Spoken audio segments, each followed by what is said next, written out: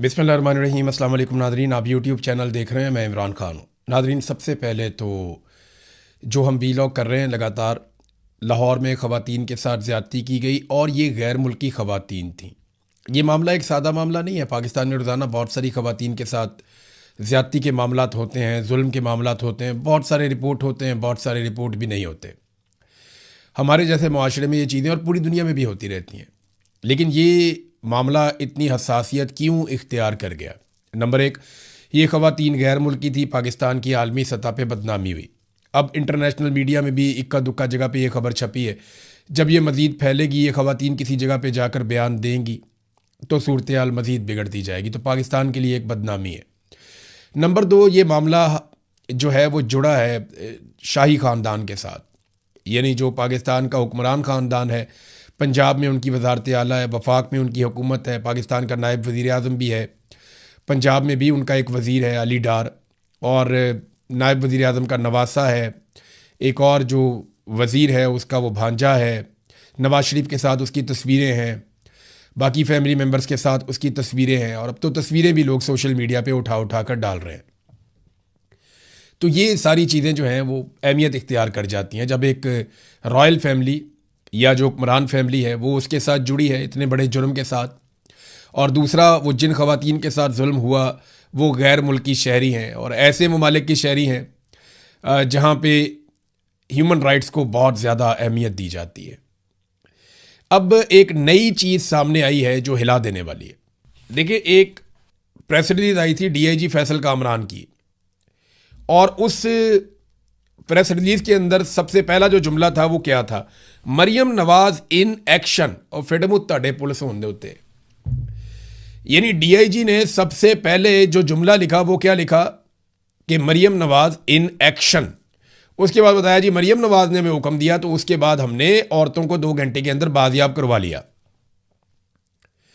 अगर मरियम नवाज हुक्म ना देती तो क्या 2 घंटे में बाजियाब ना होती? तुम लोग ऐसे ही बैठे रहते चुप करके बेशर्मों की तरह। असल कहानी अब खुली है।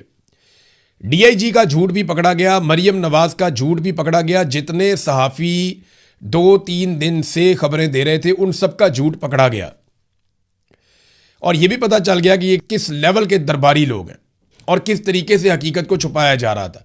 हमारे पास यही खबर आ रही थी क्योंकि पाकिस्तान के सोर्सेज यही बता रहे थे, लेकिन यासर शामी को शाबाश है और ज़ीशान अजीज़ को, जो उर्दू पॉइंट्स हैं, इन दोनों को शाबाश है। इन्होंने शानदार काम किया इस केस में।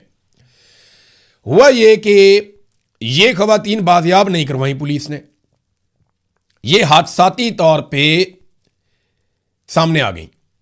ये कैसे हुआ? यासर शामी साहब ये सारी स्टोरी सामने लेकर आए। हुआ ये कि 1 जुलाई को रज़ा डार नामी जो बंदा है, जो इसहाक डार का नवासा है, नवाज शरीफ का रिश्तेदार, रज़ा डार नामी जो बंदा है वो इन ख़वातीन को उस घर से लेकर भागा। अब ये ख़वातीन ने अपने बयानात में अदालत में भी कह दिया है, लेकिन वो बयानात जो अदालत के थे उनको सील कर दिया गया था कि वो पब्लिक देख ही ना सके कि उसके अंदर उन्होंने क्या कहा। और सील करने के 48 घंटों के बाद उन बयानात को अब मंजर आम पर लाया गया है। एक तो ये सवाल है ना कि दफ़ा 164 के जो बयानात थे इन दोनों ख़वातीन के, जो इन्होंने मजिस्ट्रेट के सामने दिए थे, उन दोनों बयानात को सील किस लिए किया गया? और 48 घंटों के बाद जब ये ख़वातीन पाकिस्तान से जा चुकी हैं तो फिर इन बयानात को डीसील कर दिया गया, पब्लिक कर दिया गया। तो ऐसा क्या है जो इन बयानात में से मिटा दिया गया या हटा दिया गया? अभी तक तो एक बॉस है जिसे बचाने की कोशिश की जा रही है और सारी कड़ियां मिल मिलकर वापस बॉस की तरफ ही जाती हैं। यह लड़का गाड़ी में लेकर भागा उन 2 लड़कियों को और उन्हें एयरपोर्ट की तरफ लेकर जा रहा था। रास्ते में एक टोयोटा का शोरूम है और उसके सामने एक फिल्टर हाउस है। वहां पे ये लड़का हारन दे रहा था, डिपर्स मार रहा था, गाड़ियों को आगे से हटने का कह रहा था, और ऐसा लगता है कि शायद ये इन औरतों को एयरपोर्ट पहुंचाना चाहता था या कहीं शिफ्ट करना चाहता था या पाकिस्तान से बाहर निकालना चाहता था। कुछ ना कुछ तो इसके दिमाग में चल रहा था, लेकिन ये बहुत इमरजेंसी में था, ये गाड़ी भगा रहा था। अब सबूत भी मिल गए हैं। इसने एक फैमिली की जो गाड़ी है उसको पीछे से आके टक्कर मार दी। वहां पे जो है वो गाड़ी उसकी भी रुक गई, वो फैमिली वालों ने अपनी गाड़ी रोक दी।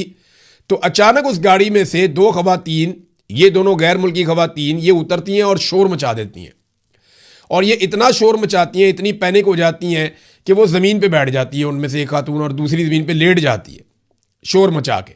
तो वहाँ पे आवाम की भीड़ इकट्ठी होना शुरू हो गई। तो ऐसे में वो लड़का जो था वो वहाँ से उस गाड़ी को लेकर भागा जो इन्हें लेकर शिफ्ट कर रहा था। वो गाड़ी लेकर भागता गया और उसकी फुटेज भी यासिर शामी ने 2-3 जगह से इकट्ठी की कि कैसे वो जिग जैग करता हुआ बहुत रैश ड्राइविंग करके वहाँ से भागता चला जा रहा है। वो वहाँ से भाग गया और ख़वातीन जो है वो अवाम के हत्थे चढ़ गई। अवाम वहाँ पे आसपास चारों तरफ वहाँ पे इकट्ठे हो गए और फिल्टर हाउस वाली जगह पे उनको पानी शानी पिलाया, पुलिस को कॉल की 15 पे। तो इस तरीके से वहाँ पे पुलिस पहुँचना शुरू हुई। यानी अगले 15-20 मिनट के अंदर एक गाड़ी आई, फिर एक और गाड़ी आई, फिर पौने घंटे के बाद 15 पुलिस भी आई। तो सारी पुलिस थोड़ी देर के बाद इकट्ठी हो गई और उन ख़वातीन को अपने साथ लेकर चली गई। वो जिस बंदे की गाड़ी ठोक के भाग गया था रज़ादार, उस गाड़ी का कोई पुरसाने हाल ही नहीं है। वो अपनी FIR करवाने गए तो उनकी FIR पुलिस दे ही नहीं रही। पुलिस कह रही जी पहले आए थे मामला ठंडा हो जाए, हम तो इधर फंसे हुए सारे के सारे, हम आपका काम कैसे करें, आपकी FIR कैसे करें, जाओ अपनी गाड़ी खुद ही ठीक करवा लो। ये है असल कहानी। अब यहाँ पे बहुत सारे दानिश्वर, बहुत सारे सहाफ़ी जो कहानियाँ सुना रहे थे जी मरियम नवाज का सिस्टम वो काम कर रहा था। जियो फेंसिंग की जनाब पुलिस ने जनाब ट्रैक एंड ट्रेस का पूरा एक सिस्टम लगाया। सेफ सिटी के कैमराज जो है वो कमाल कार्रवाई कर रहे थे। और फिडे मुंह तड़े सेफ सिटी के कैमराज 9 मई वाले दिन तो काम नहीं कर रहे थे। जब PTI वाले एहतजाज करने के लिए कोर कमांडर हाउस के बाहर पहुंचे तो पूरे कंटोनमेंट के कैमराज के अंदर आज तक फुटेज नहीं मिल रही। पता ही नहीं चल रहा कि वो CCTV कहाँ गई। तो यहां पे CCTV कैमरा जनाब वो भी निकला है, ये भी कर दिया, वो भी कर दिया। किया क्या वो मैं आपको बताता हूं। एनी शाहिदीन ये बताते हैं कि जिस वक्त ये लड़कियां बरामद हुई, यानी पुलिस वहां पे पहुंची, उन्होंने देखा कि ये वो गैर मुल्की लड़कियां हैं। अब पुलिस को तो लोगों ने दी थी, वो लड़का तो लेके भाग रहा था। ये बाजियाबी वाला ड्रामा तो खत्म हो गया। मरियम नवाज के एक्शन वाला ड्रामा भी खत्म हो गया। मरियम नवाज इन एक्शन वो वाला ड्रामा भी खत्म हो गया। जनाब ख़वातीन मेरी रेड लाइन है वो वाला ड्रामा भी खत्म हो गया। यानी ये इतने झूठे हैं, इतने झूठे। ये मरियम नवाज को झूठ बोलने की ऐसी घटिया और गंदी आदत है ना, इसने सारी उम्र झूठ बोला है। जो स्टेटमेंट उठाओ झूठ बोला। कभी ये फ्राई पैन से कपड़े इस्त्री कर रही होती है, कभी ये शीशे मिला मिला के साथ मिक्स करके उसमें गुड़ खाती है, बड़ी अजीब अजीब हरकतें करती है। कभी ये कैलबरी फॉन्ट लेकर आ जाती है, कभी ये कहती है मेरी बरतानिया तो क्या पाकिस्तान में भी कोई प्रॉपर्टी नहीं है, फिर हर तरफ इसकी प्रॉपर्टी निकल आती है। कभी ये अपनी BMW को नहीं मानती, मेरी समझ से भाई। कभी कहती है हम बहुत गरीब होते थे, कभी ये कहते हैं हम बहुत अमीर होते थे। इस औरत की ना झूठ बोल बोल के, क्योंकि ये एक पॉलिटिकल लीडर है इसलिए मैं इस पर तनकीद कर सकता हूं, और ये औरत कार्ड के पीछे छुप भी नहीं सकती। तो ये औरत बहुत झूठ बोलती है और इसने इतना झूठ बोला कि इसका सारा निजाम अब झूठ पे लग गया। पुलिस की प्रेस रिलीज भी झूठ है। वो कहती है जी जाके हमने बरामद किया। अब पुलिस वाले बताएं ना बरामद कहां से किया, वो तो सड़क से मिली है। अच्छा, इस सारे वकूए को छुपाने के लिए पुलिस ने क्या किया? एनी शाहिदीन बताते हैं कि पुलिस फिर DVR उठाती रही है। पुलिस ने फिल्टर हाउस वहां पे जो कैमरे लगे थे उनका DVR उठाया, फिर आगे 1-2 और जगह वहां से DVR उठाए। तो पुलिस वाले फुटेज इकट्ठी करते रहे। को 50 के करीब लोग इस बात के गवाह हैं कि पुलिस ने कोशिश की कि कोई भी फुटेज ऐसी ना मिले जिससे ये पता चले कि ये खवातीन हमें राह जाते हुए मिली हैं। वो उनको भगा कर ले जा रहा था कहीं पे। जिस वक्त इन खवातीन ने गाड़ी से निकलकर रोला डाला, अवाम ने इनको पकड़ा, पुलिस को बुलाया, उनके हवाले किया। ये वाला सारा मामला पुलिस छुपाना चाहती थी इसलिए ताकि मरियम नवाज को क्रेडिट दिया जा सके। देखें जी कितनी बड़ी कुर्बानी दे रहे हैं कि इनके खानदान के बंदों ने मुंह काला किया है, तो ये इसके बावजूद जनाब डट कर खड़े हैं और जनाब इंसाफ दे रहे हैं। ऐसा नहीं है, ये 2 नंबरी कर रहे थे, फ्रॉड कर रहे थे। लोगों ने खवातीन को पकड़ दिया और पकड़ के पुलिस के हवाले किया। ये बात अब खुल चुकी है। यासिर शामी को एक मरतबा फिर शाबाश, और बहुत सारे हकायक सामने लाने पर, क्योंकि एक एक कड़ी को जोड़ा है ज़ीशान अजीज़ ने, उन्हें भी शाबाश मिलनी चाहिए इस केस में। 1-2 और वकला हैं, वो बड़ा अच्छा काम कर रहे हैं और वो चुप करके काम कर रहे हैं खामोशी से। वो नहीं चाहते कि उनकी इन्फॉर्मेशन बाहर आए। तो ठीक है, जब वो चाहेंगे तो उनकी इन्फॉर्मेशन हम देंगे, लेकिन उनके पास बहुत ज़्यादा हकायक हैं। अब मामला ये है कि गाड़ी के अंदर अब खवातीन के बयानात फिर बाहर आ जाते हैं। जब यासिर शामी ये सारी चोरी पकड़ लेता है तो फिर खवातीन के बयानात बाहर आने में तो प्रॉब्लम कोई नहीं है ना। फिर उनके जो बयानात हैं 164 के, क्योंकि तनकीद बहुत हो रही थी, उनको डीसील कर दिया गया। फैसल वाडा भी कह रहा था, बाकी लोग भी कह रहे थे, रोला पड़ा हुआ था। जब उनको डीसील किया गया तो मुझे पूरा यकीन है कि कुछ ना कुछ तो उनके साथ किया गया, मुझे ऐसा लगता है, क्योंकि ये सिस्टम इंतहाई गंदा और गलीज है। बॉस को बचाने के लिए ये किसी भी लेवल तक जा सकता है। उस बयान के अंदर भी खवातीन कह रही हैं कि वो बंदा बॉस से बात कर रहा था और बॉस की इंस्ट्रक्शन ले रहा था। अब वो बॉस कौन है जिसे रजा भी बड़े प्यार से बॉस कहकर बुलाता है, उनके अहकामात को तस्लीम करता है, और दूसरा वो खवातीन ये कहती हैं कि वो बॉस इंग्लिश बहुत अच्छी और फ्रीक्वेंटली बोलता है, यानी उसकी अंग्रेज़ी बहुत अच्छी है जो बॉस है, और वो बड़े अच्छे तरीके से अंग्रेज़ी में बातचीत भी करता है। अब नाजरीन, ये जो मरियम नवाज इन एक्शन, इसका मतलब पता क्या है? ये इदारे, ख़ास तौर पे लॉ इन्फोर्समेंट के इदारे, इस वक्त शरीफ ख़ानदान के ज़ाती मुलाजिम बन चुके हैं। जो डीआईजी ने किया वो बिल्कुल वैसे है जैसे कोई ज़ाती मुलाजिम करता है किसी के लिए, कि अचानक से उन्हें पब्लिक से एक फ़ोन आता है।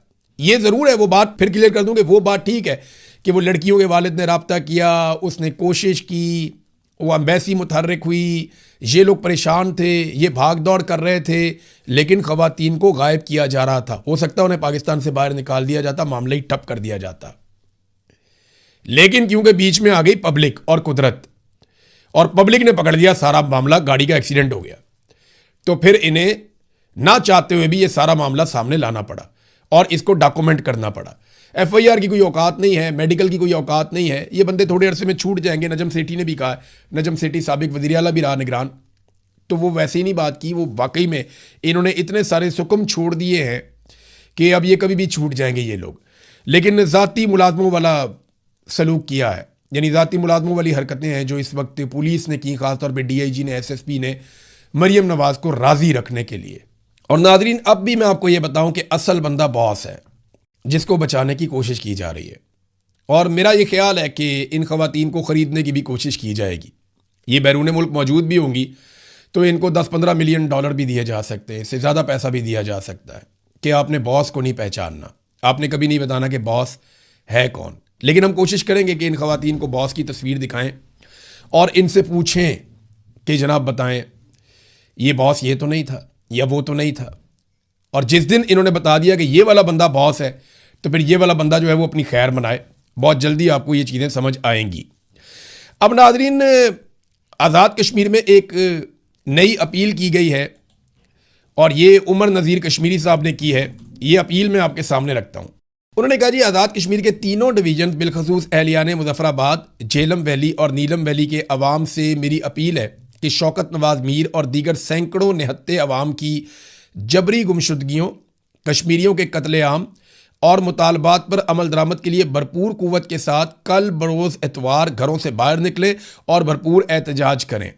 जुल्म और जबर के आगे हमने झुकना नहीं है, बल्कि पुरअमन और साबित कदम रहकर इस तहरीक को कामयाबी से इम्कनार करना है। मेरी जो बरतानिया में लोग मौजूद हैं उन सबसे दरख्वास्त है कि कल लंदन में, चाहे आप पाकिस्तान के सेटल्ड एरिया में दूसरे एरियाज में रहने वाले हैं या आप आज़ाद कश्मीर के रहने वाले हैं, आप जम्मू कश्मीर के शहरी हैं, आप आज़ाद कश्मीर के शहरी हैं, आप पंजाब के शहरी हैं, सिंध के, बलूचिस्तान के, खैबर पख्तूनख्वा के, गिलगित बल्तिस्तान, आप किसी भी इलाके के शहरी हैं, आप अगर बरतानिया में रहते हैं तो आप कल के एहतजाज में ज़रूर शिरकत करें और बड़े पैमाने पर एहतजाज करके ये साबित करें कि मिलिट्री एस्टेब्लिशमेंट के चंद किरदारों के आगे ना कश्मीरी घुटने टेकेंगे, ना पाकिस्तानी घुटने टेकेंगे। हम जमहूरियत के लिए, आज़ादी इज़हार राय के लिए, अपने हुकूक के लिए, ख़ास तौर पे इंसानी हुकूक के लिए और सच्चाई के लिए लड़ेंगे। हम पीछे नहीं हटेंगे। हर पाकिस्तानी को निकलना चाहिए और इसके ऊपर आवाज़ उठानी चाहिए। इसी तरह उन्होंने आज़ाद कश्मीर में भी ये कॉल दी है। दूसरी जानिब आज़ाद कश्मीर में अब गद्दारी के पोस्टर्स लगाए जा रहे हैं, जॉइंट अवामी एक्शन कमेटी के खिलाफ पोस्टर्स लगाए जा रहे हैं मखसूस जगहों पे, और फ़ौरन तस्वीर बना ली जाती है उसकी कि जनाब ये देखें अवाम उनके खिलाफ होगी, हालांकि ऐसा कुछ नहीं है। अबसार आलम ने बड़ी अजीबोगरीब खबरें देना शुरू कर दी हैं। अबसार आलम आपको पता है कि मिलिट्री एस्टेब्लिशमेंट के बहुत करीब है और इसको साबिक दौर में नवाज शरीफ ने सरकारी मुलाजिम भी बनाया था, पैमरा का इसको मुलाजिम लगाया था। तब इसने कहा था कि मैं दोबारा कभी भी सहाफ़त में नहीं आऊँगा, लेकिन फिर दोबारा थूक के चाटा, दोबारा सहाफ़त के अंदर आ गया। तो अबसार आलम कहता है जी शौकत मीर से जो तहकीकात हुई हैं और जो सिक्योरिटी इदारों के पास सबूत है, अब ये कह रहे हैं जी इसको सिक्योरिटी इदारों ने दिए ना सबूत, वो कहता है जी कि उससे ये बात साबित हो चुकी है कि अवामी एक्शन कमेटी की लीडरशिप तहरीक तालिबान पाकिस्तान के लोगों से राब्ते में थी, यानी फितनतुल खवारिज अल हिंदुस्तान, उसके साथ अवामी जॉइंट एक्शन कमेटी के लोग राब्ते में थे। ये शौकत नवाज मीर से तहकीकात में इंकशाफ हो गया। माहिर दहशतगर्दों को कश्मीर में लाने की कोशिशें की जा रही थीं। ये सुने आप कि जनाब दहशतगर्दों को कश्मीर में लाने की कोशिशें की जा रही थी ताकि मुसल्लह तसादुम हो। ये जनाब अफसार आलम साहब, ये एजेंडे पे ऐसे काम होता है। आपको याद है इसको डी चौक में लाशें भी नज़र नहीं आती थी, इसको डी चौक में गोलियां भी सुनाई नहीं देती थी। ये कोशिश करता रहा कि लोग मरते हैं तो मरते रहें, लेकिन मैं नवाज शरीफ की नौकरी करूं। इसी तरह इसने हमेशा मरीम नवाज की बहुत खिदमत की है। इस आदमी ने बहुत, जो मरीम नवाज ने कहा मुझे लगता है इसने हमेशा वही किया। अब चेयरमैन पैमरा के तौर पे तो ये आदमी इतना खिदमत गुजार था, इतना खिदमत गुजार था मरीम नवाज का कि मैं आपको बता नहीं सकता। इसने लेट लेट के खिदमत की है, इसने बैठ बैठ के खिदमत की है। यानी ये रात को बेड पे भी होता था ना, तो इसे कॉल आ जाती थी तो ये फौरी तौर पे खिदमत बजा लाता था। मैंने इसको कॉल की, मैंने कहा यार इंसान बने, मेरा अपना जाती मामला उठा के पैमरा मुझे नोटिस भेज रहा है। अगर मेरा किसी के साथ जाती झगड़ा हो गया है तो पैमरा का इसमें क्या लेना देना है। वो नहीं इमरान भाई आप समझें यार बात, ऊपर से प्रेशर आ जाते हैं। मैंने कहा जी मैं फिर अब क्या करूं, वो आप इसका जवाब दे दें। मैंने कहा जी मैं क्यों जवाब दूं, मैं जुत्ती पे लिखता हूं इसको, ये कौन सा नोटिस है, मैं इसको चैलेंज करता हूं। तो इसने कहा नहीं अच्छा चले आप जवाब ना दें, दफा करें, आप गुस्सा ना करें बस। ये इसकी औकात थी टोटल इस बंदे की, ये इसके हालात हैं।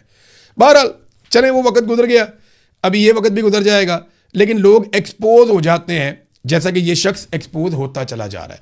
नाज़रीन, इमरान खान साहब और बुशरा बीबी साहब जो दोनों हैं, उनके जो कैद तन्हाई वाला मामला है उस पर अदालत ने, मैंने आपको बताया था ना, एक फ़ैसला महफूज किया है। वो महफूज फ़ैसला सामने आ गया। अब बड़ा इंटरेस्टिंग है, ज़रा ये आप सुनिएगा। इस्लामाबाद हाई कोर्ट ने कहा कि इमरान खान और बुशरा बीबी को अगर कैद तन्हाई में रखा गया है तो क्यों रखा गया है, किस कानून के तहत रखा गया है, कितनी देर के लिए रखा गया है, और क्या ये सज़ा है। भैया आपको देखना चाहिए कि मुलाकातें नहीं हो रही, वो रोज़ जाते हैं, सबको दुनिया को पता है। फिर आप पूछ रहे हैं कि क्या रखा गया है, सबको पता है कि रखा गया है, पूरी दुनिया ये कह रही है, लोग हर हफ्ते वहाँ पे जाते हैं मिलने के लिए। फिर वो ये कह रहे हैं कि क्या ये सज़ा दी गई है। भाई सज़ा तो आप लोगों ने दी है, निकाल के पढ़ लें, उसके अंदर तो कहीं नहीं लिखा हुआ। पीछे जो आपने रिमार्क्स दिए उनमें आपने ये कहा भी था, और जो तारीख दे दी है ना सुपरिटेंडेंट ऑफ अडियाला जेल को, वो 6 अगस्त तक की तारीख दे दी, आज से 1.25 महीने बाद की, 1 महीने से भी ज़्यादा दिन। यानी आज 4 जुलाई है तो 6 अगस्त तक की तारीख दे दी। मैं वजह बताऊं क्यों, ये एस्टेब्लिशमेंट के कहने पे डिले हुआ है। वजह यह है कि पाकिस्तान तहरीक इंसाफ के अंदर एक डिबेट हुई थी आज से कुछ अर्सा पहले कि 5 अगस्त को मुल्क गिर बड़ा एहतजाज किया जाएगा, लेकिन उसकी अनाउंसमेंट नहीं की गई क्योंकि एस्टेब्लिशमेंट ने मना कर दिया था कि आपने इसको जल्दी अनाउंस नहीं करना। अगर एहतजाज करना भी पड़े, बहुत दबाव हो अवामी, तो आप इसको अनाउंस करें 1 हफ्ता पहले, 1.5 हफ्ता पहले, बस इतना पहले अनाउंस करें ताकि लोग ज़्यादा तैयारियां ना कर पाएँ, सोशल मीडिया को ज़्यादा मौका ना मिले। तो उन्होंने अभी तक पाकिस्तान तहरीक इंसाफ ने इसको अनाउंस नहीं किया। तो अब उससे पहले इमरान खान साहब की अगर जब वो एहतजाज अनाउंस करेंगे तो कोई एक आधी मुलाकात करवा दी जाएगी, और बाद में आके सुपरिटेंडेंट ऑफ अडियाला जेल 6 तारीख को ये कह देगा कि जनाब हमने तो मुलाकात करवाई है, और पिछले 3 साल का रिकॉर्ड सामने रख देगा कि जनाब ये तो अदालतों में आते रहे, ये वाली मुलाकात हुई, बहन भी मिली, ये भी मिला, वो भी मिला, बच्चों से बात करवाई, अभी बच्चों से एक आधी बात करवा देंगे, ये चीज़ें ले जाके अदालत में दिखा देंगे जनाब ये है। तो ये बातें जो है ना, अब आम आदमी को, मेरे जैसे जो नालायक लोग हैं जिन्हें पता ही नहीं है अदालतों की कार्रवाई का, हमें भी समझ आना शुरू हो गई है कि अदालतें किस तरीके से खेल रही हैं। नाज़रीन, एक तारीखी नौयत का जनाजा हुआ है आयतुल्लाह अली खामनेई का, और बहुत बड़े पैमाने पे अवाम ने शिरकत की है। पूरी दुनिया से वफूद गए हैं जिन्होंने जाकर शिरकत की। पाकिस्तान से भी वफद गया, पूरी दुनिया से वफूद आए, बहुत सारे ममालिक से, ख़ास तौर पे मुसलमान ममालिक से, और उन्होंने आकर शहीद आयतुल्लाह अली खामनेई का नमाज जनाजा पढ़ा है। अवाम बहुत बड़ी तादाद में निकली है। तफसीलात मैं आपको नेक्स्ट वीलॉग में बताऊँगा। अब तक के लिए इतना ही। अपना ख्याल रखिएगा, अपने इस चैनल का भी। अल्लाह हाफिज़।